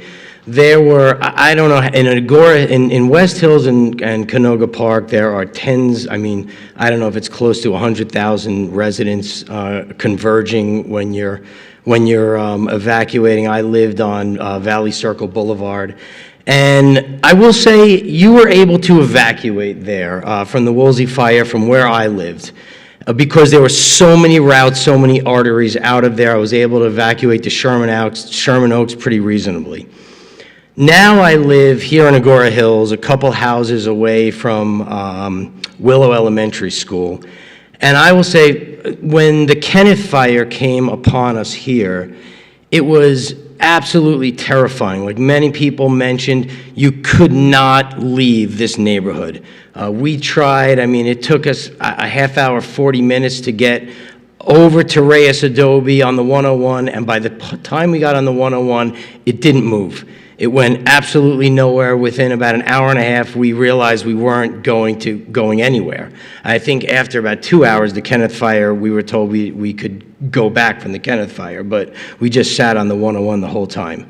And it was scary. I will say, if you try to get on Canaan Road from Lauro, just at 8 o'clock every morning from 8 to 8:30, it is completely backed up with traffic. You cannot you can't go down Canaan Road. I'll go through the back roads over to Chesbro because you just can't get down Canaan Road at all. And not to mention, I don't know if your analysis takes into account, I have seen the traffic lights, especially the one on Thousand Oaks Boulevard and Canaan Road right there. It's constantly out. I have 30 seconds left. It's constantly going out. There's police there. The traffic light is not working. It's not functioning. I've seen accidents, car accidents on Laurel and Canaan Road dozens of times since I moved into this neighborhood. I want to say I have a family of 4. I have a child who goes to Agoura High School, another that goes to Lindero. If this plan goes through, I'm a family you want to have here in this area. We're a good. If you do approve this plan, I just want to say you're going to make families like us leave this neighborhood, and that's what's going to happen. We will leave.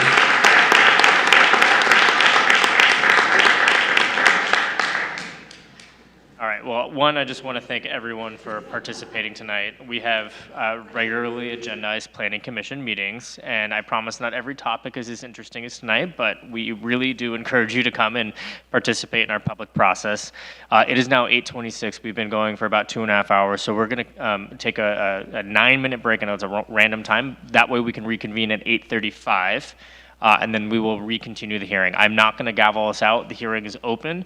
Like I said, there are some restrooms out here in the foyer, but we will return at 8:35. Thank you very much.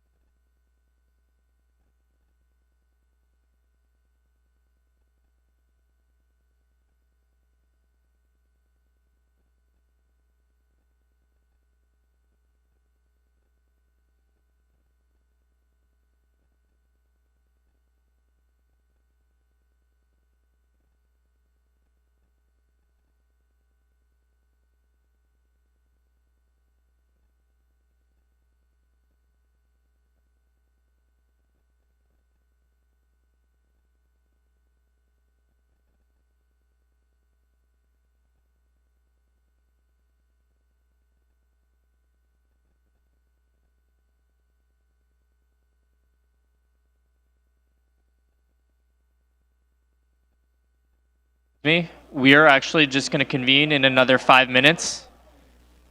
So we will be returning at 8:40 now. Thank you very much.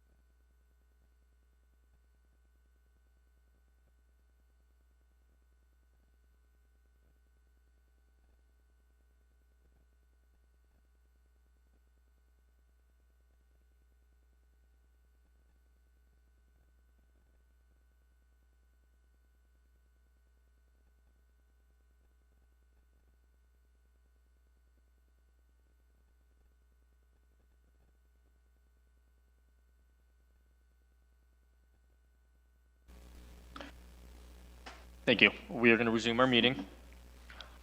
I'm going to wait for the clock to hit 8:40, which it just did. So the time is now 8:40. And I would like to reconvene tonight's Planning Commission meeting. If everyone could please take their seats, we will continue. And thank you. And so we have just concluded our public comment period of tonight's hearing, which means now we will move to, actually before, do we have any other public comments for tonight? I know that the door is open. We might have received some. We have no more speaker cards this evening. Okay, great. Thank you very much. And again, as I closed out before our break, I just appreciate those who were here, appreciate you staying with us. And as I said, we have regularly posted agendas. I encourage you to come to future Planning Commission meetings. Before we close the public hearing tonight, do any commissioners have further questions of our city staff? I see Commissioner Platzer. Okay. What happens if we delay this recommendation tonight? Where does it go from here? What happens, I mean, just the farther away we get from the 2024 and HMP approval is, we get farther from that compliance date, so. So what happens if we get out of compliance? I'm going to let Travis speak to that. Yeah, so it's state law compliance, right? So we're currently in compliance with the law, but we don't want to wait to be out of compliance. There are consequences that might come along with that, including potential financial kind of penalties for the city. Okay, and can we have safety nets to, if we approve the recommendation, to update it in 6 months to a year? Depending on whatever the public has expressed. The city can update our evacuation plans and evacuation analysis as we see fit. So yes. So I can make the recommendation to have it updated 6 months to a year? That's correct. Okay.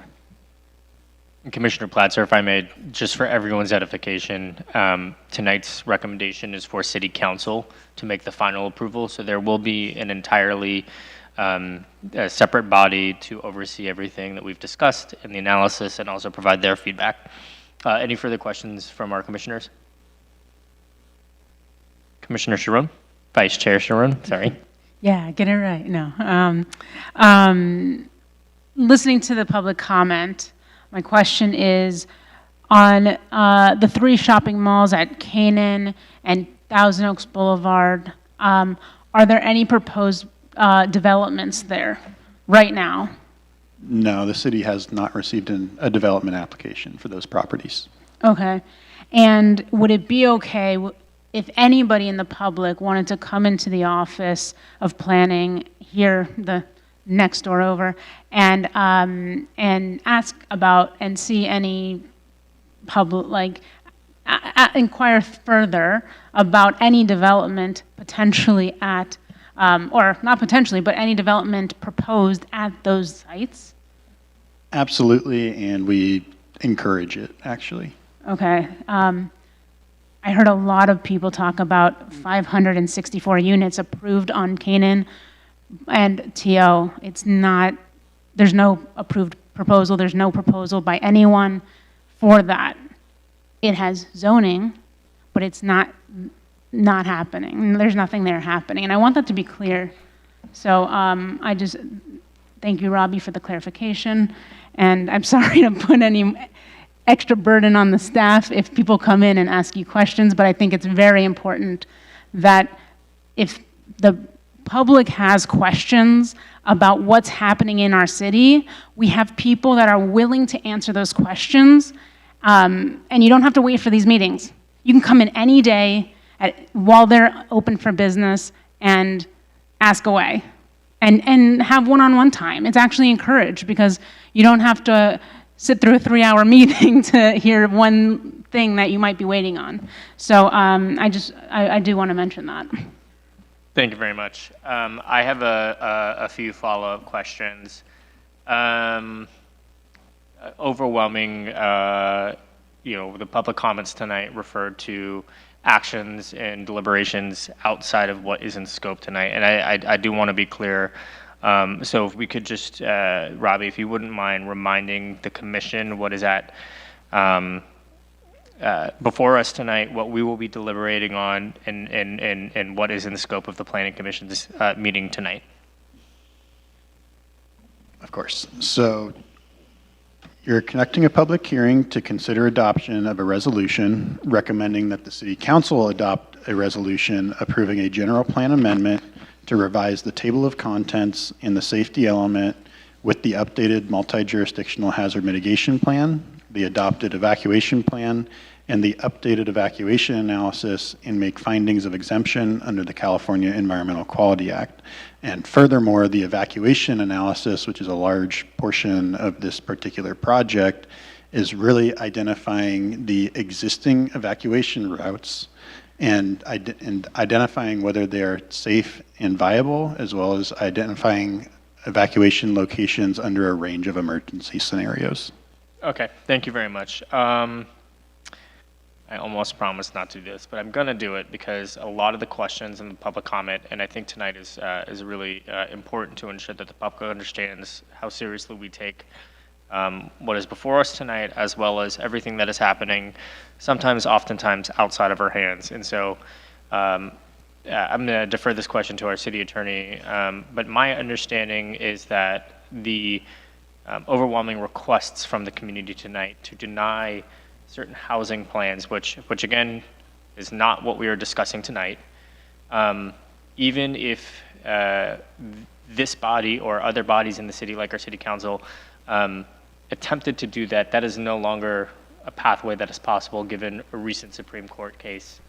Is that correct? Sorry, so your question, can you repeat your question? Yeah, essentially, the U.S. Supreme Court sided with the state of California against many municipalities that were opposing the housing laws.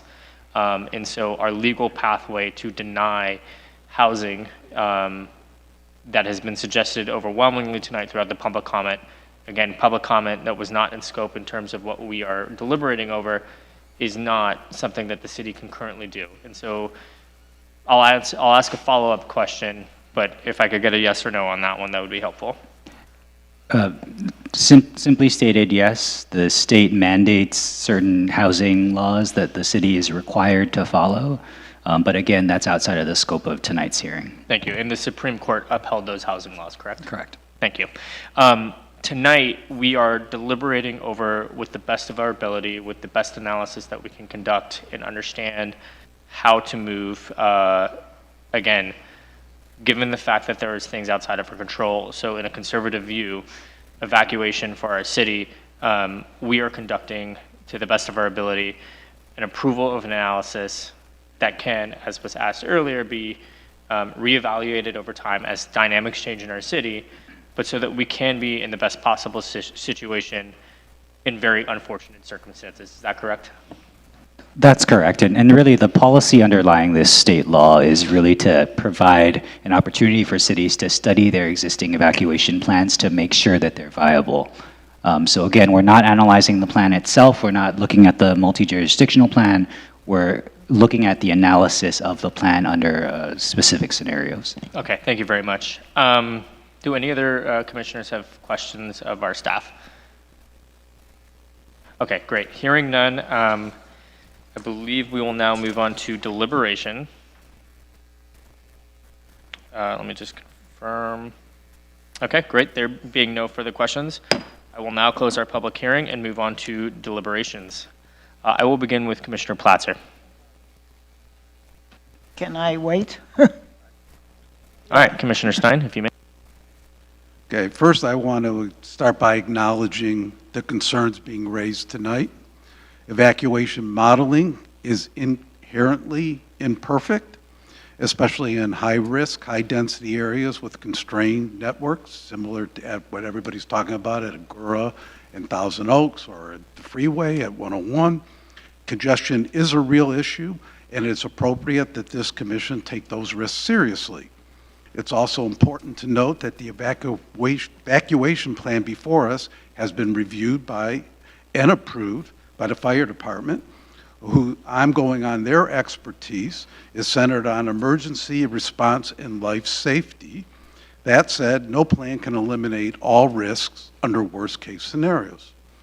From a practical standpoint, evacuation safety depends not only on the plan itself, but also on individual preparedness. Residents who understand multiple evacuation routes stay informed and choose to leave early before conditions deteriorate or mandatory orders are issued significantly will improve their own safety and help reduce overall congestion for others. I've been a resident of Agoura Hills since 1996. I have experienced multiple evacuations. It is scary. And my family and I decided we are not going to wait until mandatory. We prepare early. If we hear of a fire, we pack our cars, we take whatever we think, and we're prepared to leave. And then we decide, let's leave early, let's get before the traffic, and that way it also alleviates the traffic congestion after we leave. I'm also looking at it, this is not an either-or issue, it's both. We need sound planning, infrastructure. We also need a well-prepared community that acts proactively when there is credible risk. As it was stated, we are not approving development at Canaan and Thousand Oaks. We're only recommending the City Council adopt a resolution to approve the general plan amendment to amend the safety element. I have listened to staff, I've listened to our consultants, I've listened to you. However, I believe that what we've been presented meets all the state requirements, and therefore I can make all the findings and make recommendations to say yes. Thank you. Thank you very much, Commissioner Stein. Commissioner Platzer. Okay. I've been a resident since 1981. I live in Agoura. I have llamas, I have horses, I have 3 kids, I have birds, and every one of these fires has been horrific. I have PTSD from these fires. I've listened to every one of these comments, and I empathize with it. I looked at the plan. It's not perfect. It's not a perfect analysis, but I think it's a stepping stone, and I would like to see updates every 6 months to a year with the different scenarios and projected housing or whatever else happens. So I'm reluctant about this, but my vote today is basically to heed, I guess, or listen to the analysis. I don't totally. I agree, there's different scenarios, and I think the rest has to go on, at the city council meetings. I think they ultimately make the decision. So that's my comments. And with that, can you make the findings or not make the findings? Well, I make the findings reluctantly, but I make the findings. Thank you very much. Vice Chair Sharon. So I'm really happy to see so much community involvement. I've been in this position this is my 2nd term, and I've never had so many people here, and so I really appreciate it. I think community involvement, participation is really important.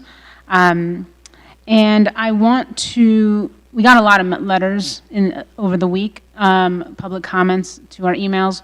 And I just would love to address the fact that some of the things that people had mentioned, because I don't want people to feel ignored, and I want people to feel heard and know that we're reading the comments and we're addressing them. And so I got a lot of messages saying that the report was really long and we only had a few days to review it, and that they are requesting a postponement. And so I want everyone to know that this report was put up before us May 1st of 2025, and it wasn't sufficient to the body up here, and we did postpone it, and this is the postponement hearing.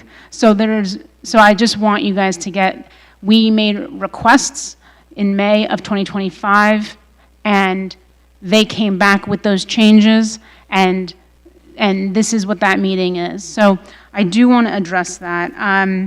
I also, we talked a lot about the Canaan closures. We got a lot of comments on that. it's not our decision to make. It is the LA Fire and LA Sheriff who determine who closes roads at any time, anywhere here in Agoura Hills. And then I did mention this, but people, a lot of comments critique the fact that the report has 2 cars per family. I understand that people have more cars than 2 in our community, but it's also adding the cars that don't exist in our community yet. And so I'm a household of 2 cars, but there are households that don't exist. They can those cars could be applied to families with more cars. So it's addressed and it's acknowledged, and so it just isn't clear, and I want people to understand that we are over assuming how many cars are in this city by a lot. And I did hear 3 Morrison Ranch residents at the public comment say that it took them a little bit over an hour to get to the freeway, 45 minutes to an hour and a half to get to the freeway, to quote. And that's exactly what this analysis shows, that from those communities, that is how it takes 1.28 to get to a freeway.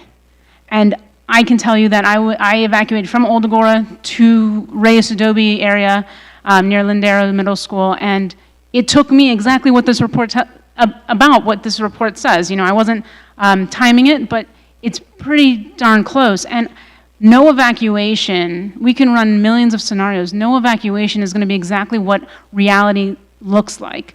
And so this report gives us a baseline data set that lets us improve conditions. And my takeaway from it is we're not going to change the capacity. We like our medians, we like our sidewalks, we like our bike lanes, we like the tree-lined roads that we live in. We don't want this to look like Tampa, that's like, you know, 6 lanes wide with just cement.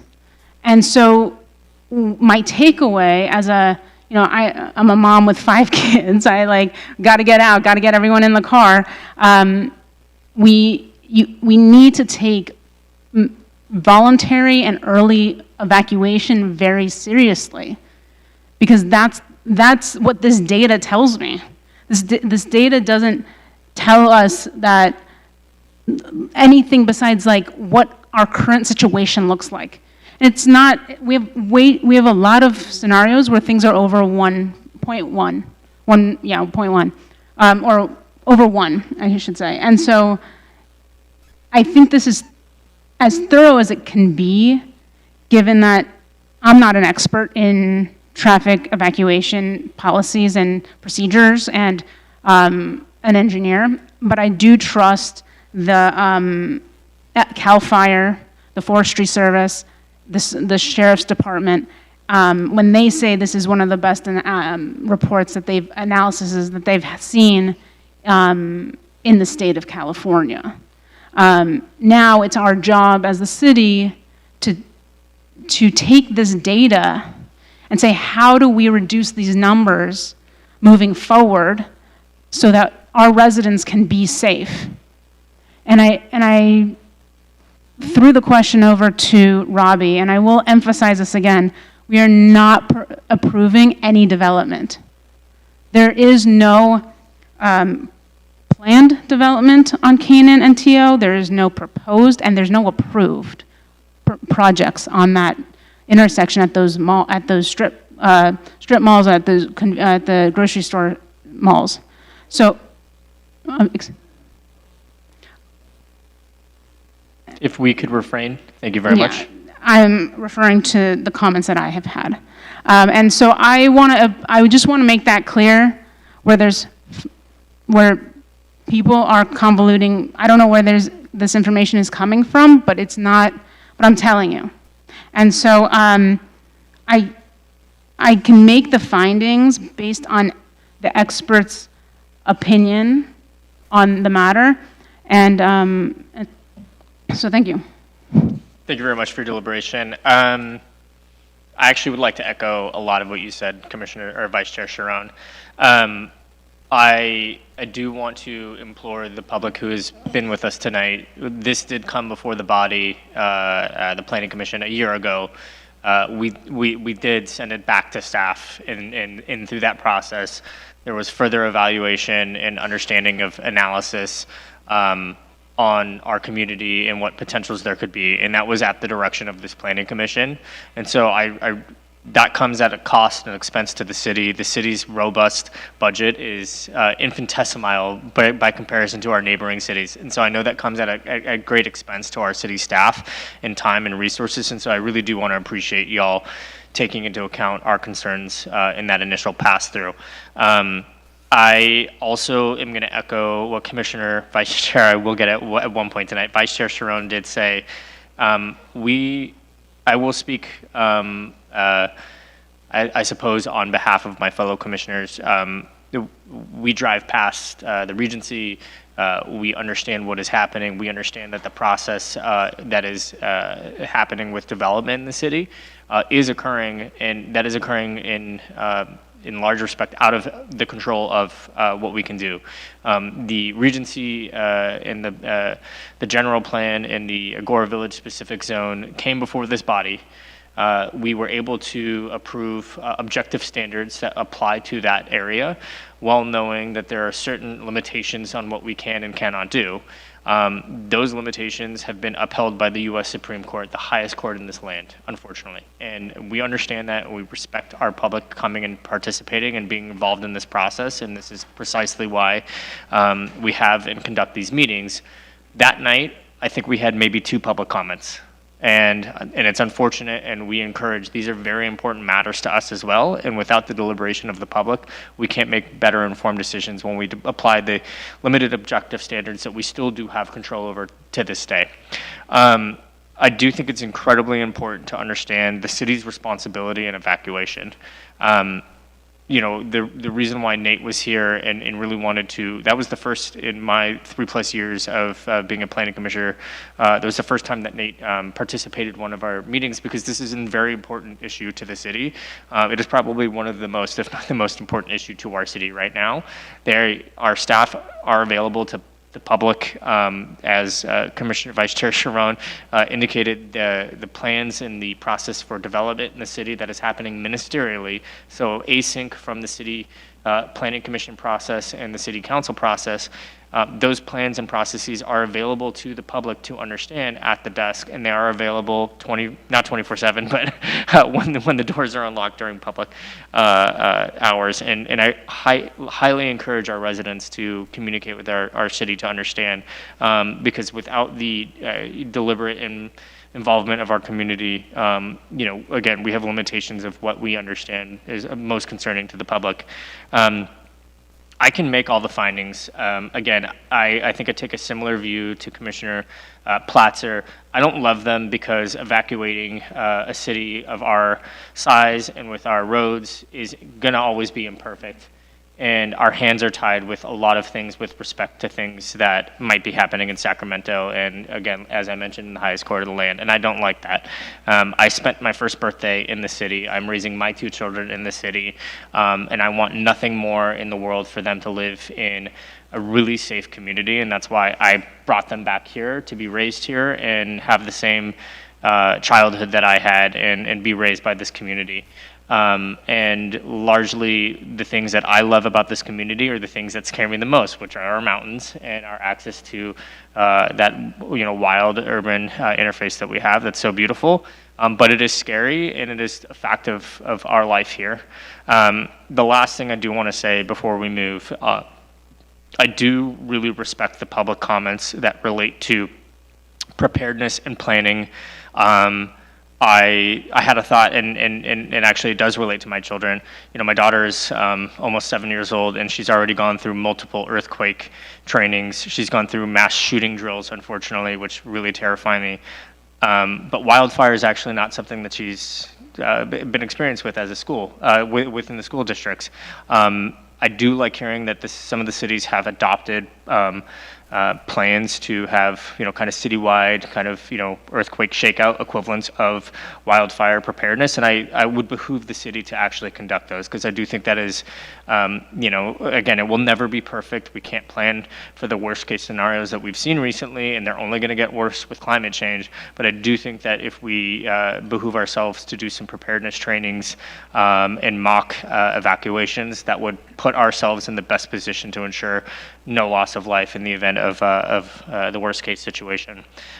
So again, I know wax and wane for a little bit longer than I would have liked. Again, I cannot thank the public for coming and expressing their concerns about tonight's evacuation analysis. This will be coming up to the city council as well, so there's going to be an entirely new review process through this whole matter, and it would encourage the community to participate in that process as well. Like I said at the outset, I can make all the findings, and with that, I think we have enough votes for a motion and a second to approve the staff recommendation. I'm seeing some questions first, though. Yeah, I just want to put on the record, I actually have it right here too. I love the idea of an evacuation drill in this city. I think it was the first public comment that was said, and I think that's just a brilliant idea. If we have neighboring cities that are doing it, we certainly have resources to, pull from their experiences and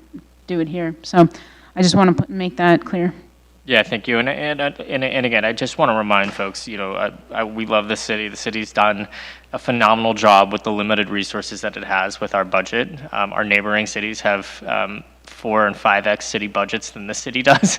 And so if there is the possibility to look at grant funding and other sorts of resources that can be tapped into so that we can have those educational opportunities and preparedness opportunities, I would highly encourage staff to review those, and also in my personal capacity could be a resource to help identify those buckets of possible money. So I think our city attorney was going to chime in here. Sure. So I can read the staff recommendation one more time if that's helpful.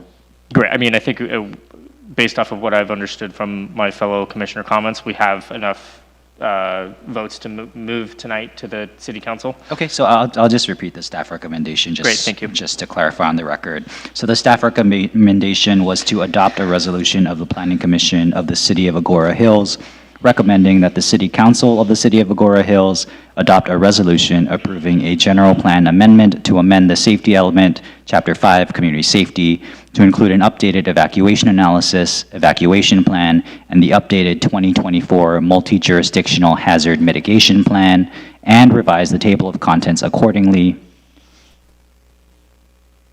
and make other minor textual revisions to the safety element, case number GPA-2024-007, and make findings of exemption under the California Environmental Quality Act. Thank you very much. I will now call for a motion and a second to approve the staff recommendation. Commissioner Stein moves to adopt the staff recommendation. Thank you very much. A second?